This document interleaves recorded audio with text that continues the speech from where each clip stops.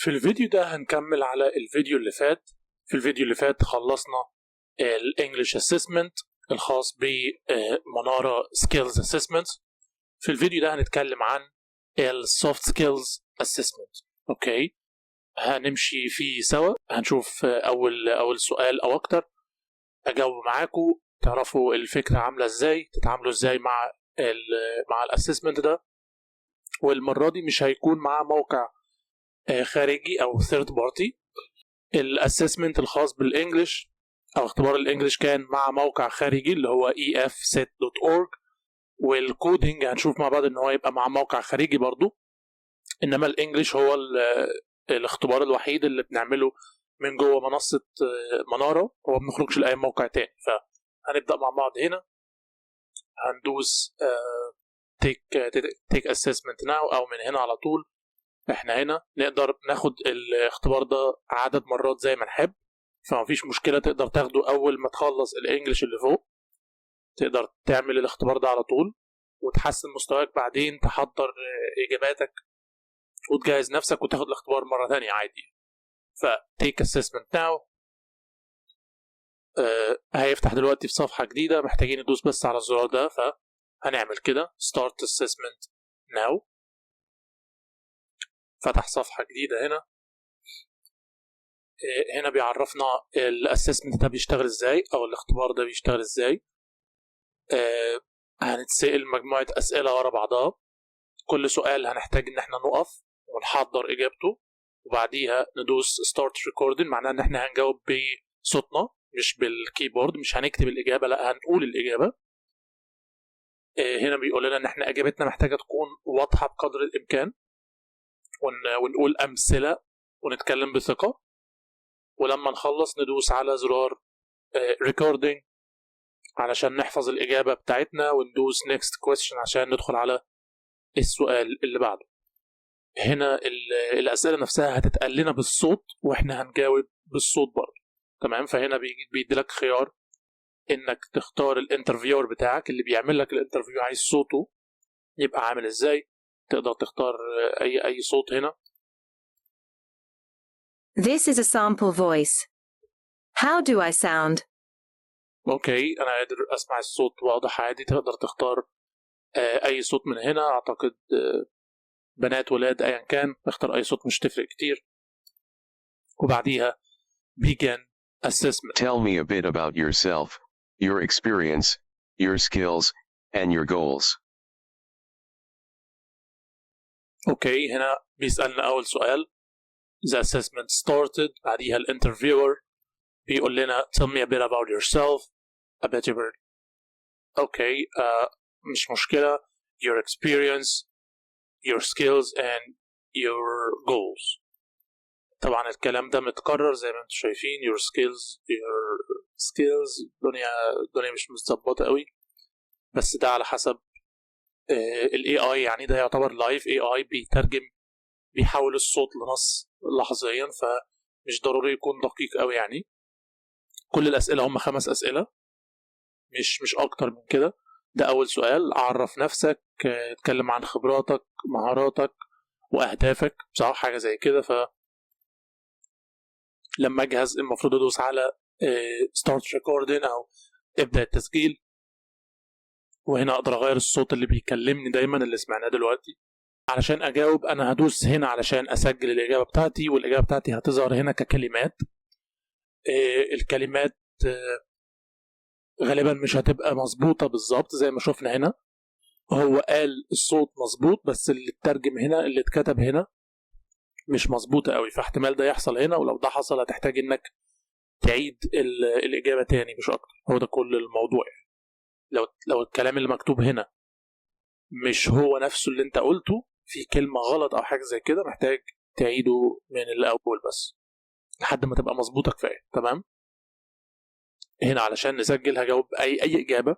طبعا أنت محتاج تتكلم عن نفسك، تقول تعرف نفسك، خبرتك، مهاراتك، أهدافك، أيا كان اتكلم عن نفسك أنت. فأنا هدي مثال هنا. أوكي، recording. شايفين الفكرة هنا؟ بتكتب، بتقول اللي أنت عايز تقوله في الإجابة، والكتابة بتنزل لك هنا على حسب اللي انت بتقوله. تمام، ممكن ما تبقاش دقيقة 100% بس إلى حد ما شغالة مظبوط يعني. طبعا ده كلام مش مهم قوي علشان انا بتكلم بالعربي اصلا، فمش مشكلة يعني.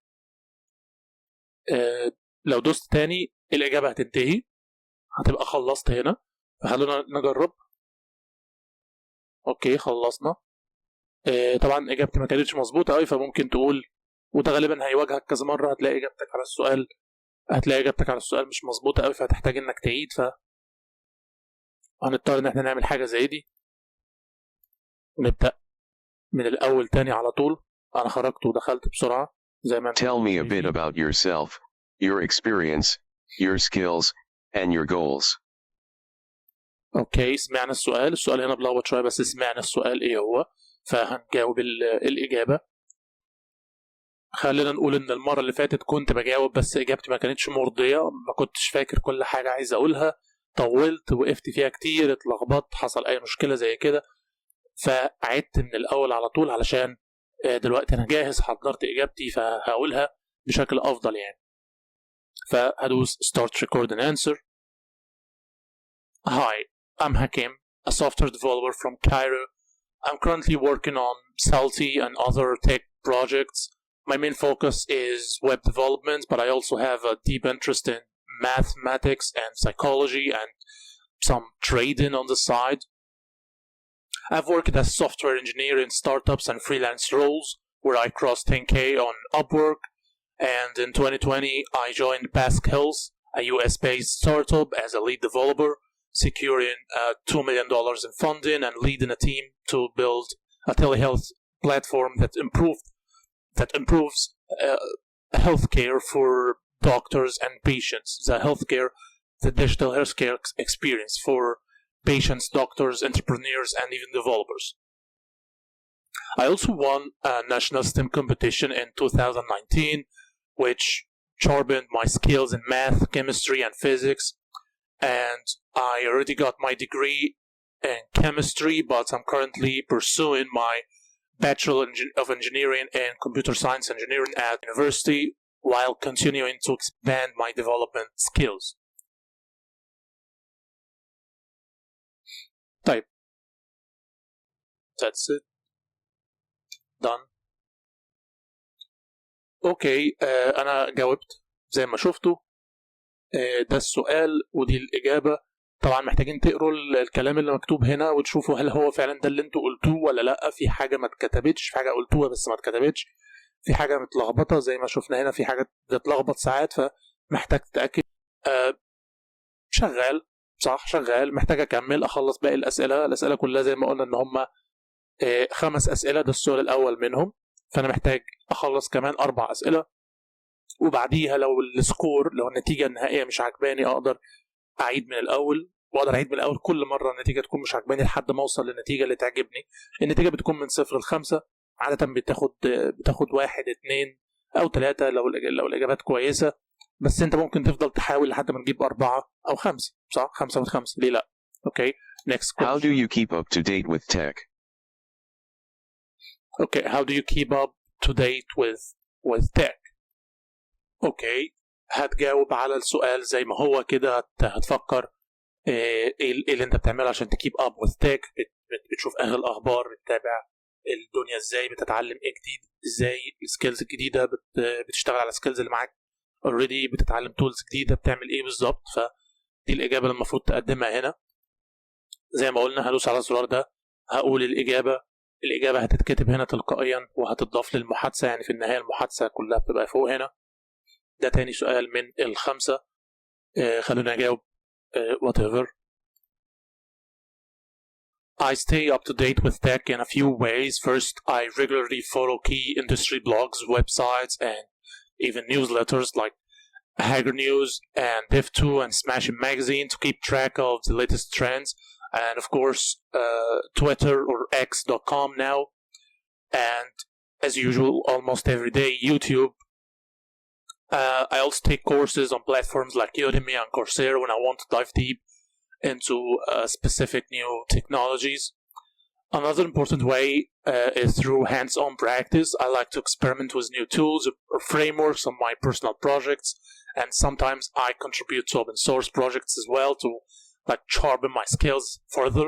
I also find that participating in tech communities and forums, like some bubbles on Twitter, also helps me learn from others and stay informed about real-world challenges and solutions. Finally, I enjoy watching conferences, talks, and following influential developers on social media, as they often discuss emerging technologies and best practices and so on.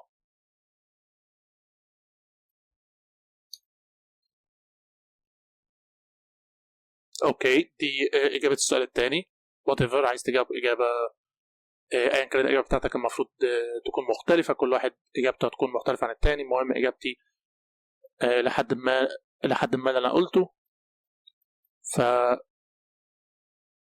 تويتر اور اكس يعني مسافات، بس مش مشكله. المهم تقريبا اللي انا قلته، لو في اي اخطاء هتبقى صغيره او قليله. ف هنكمل هنا. تقريبا الزرار ده لو دوست عليه السؤال هيتعاد من الاول، او ده يتمسح وتقول من الاول يمكن. جرب براحتك. المهم انك عارف ان 100% لو كنسلت الاسسمنت خالص فانت شغال تمام عادي، تقدر تعيد من الاول يعني. وهم كلهم 5 اسئله، فالموضوع مش ازمه قوي. هندوس next question، نروح على السؤال الثاني. In which software engineering areas would you say your skills are strongest? What development tools and techniques are you most familiar with? السؤال بيقول لك بيتهيألي السؤال واضح صح؟ محتاج تقول ايه الحاجات اللي انت بتستخدمها من الاخر. مش محتاج كلام كتير. ف which software engineering areas your skills are strongest. فمحتاج تقول skills strongest بتاعتك في انهي side في software engineering.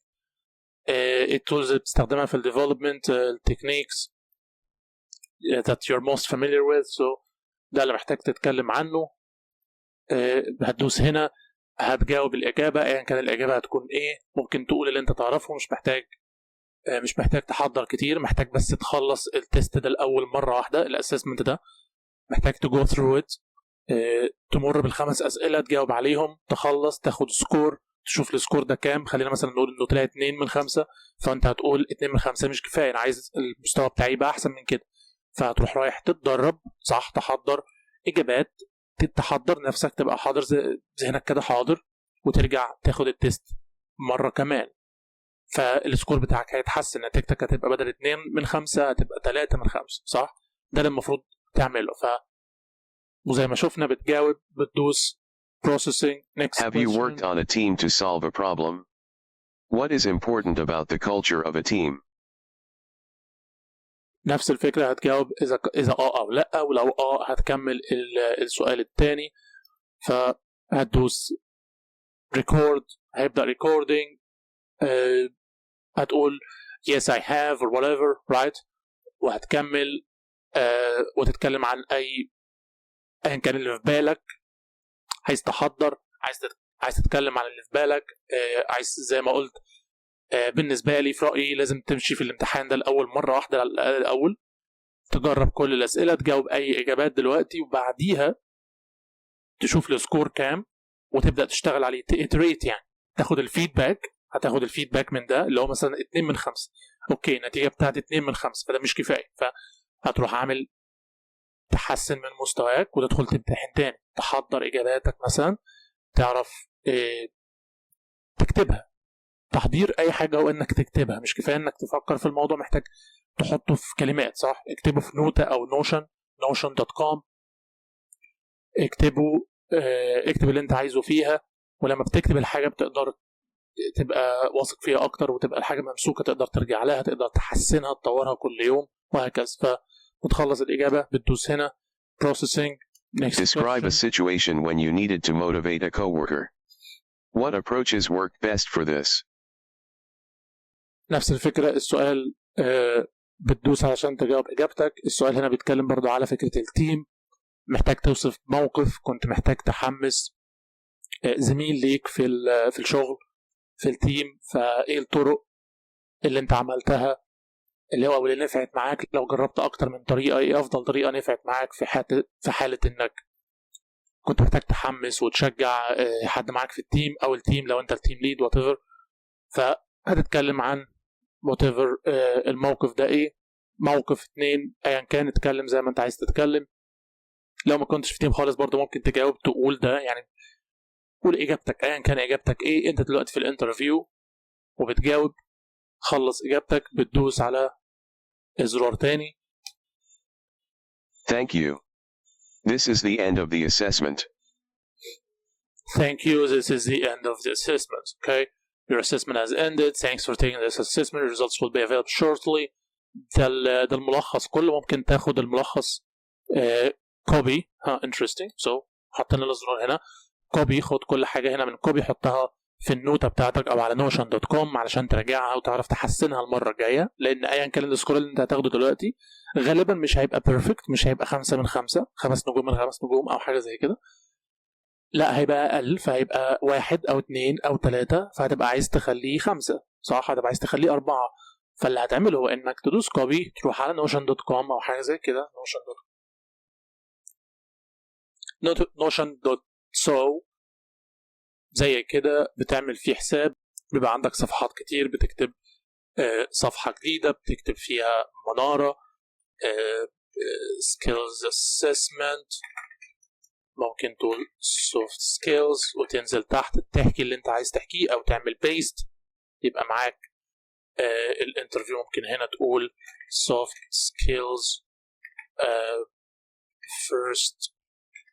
first try، تنزل تحت تعمل paste، يبقى معاك الفيرست تراي بتاعتك هنا. السيستم بعديها الانترفيور بيسألك وانت بتجاوب صح كده، بعديها الانترفيو بيسألك وانت بتجاوب وهكذا. بيبقى معاك هنا ده مرجع تقدر ترجع له تاني بعد ما تشوف السكور ان انت مثلا جبت 2 من 5، فبتروح جاي هنا وتقول اوكي الاجابات بتاعتي ما كانتش قويه كفايه، محتاج احسن اجاباتي، فبتبص عليها هنا وتقراها وتحسنها، تزود فيها امثله، تزود فيها كلام، تشيل اي حاجات ملهاش لازمه وتحط حاجات ليها لازمه صح، وترجع تعيده تاني من الاول. تيجي هنا بتexit الاسسمنت وتعيده من الاول مره كمان. من هنا skills assessment soft skills take assessment now. يعني فاهمين الفكره؟ السكور بتاعي جه اوريدي اهو 1 من 5، فاجابتي دلوقتي 1 من 5 مش حلوه صح، مش مرضيه، مش كفايه، فاحتاج اني اجي هنا بما اني خدت كوبي بيست اشوف الاجابات بتاعتي. الاجابات بتاعتي مش قويه كفايه، مليانه حشو، مش احسن حاجه، حسنها. لو هتحسنها 1% حسنها اوكي.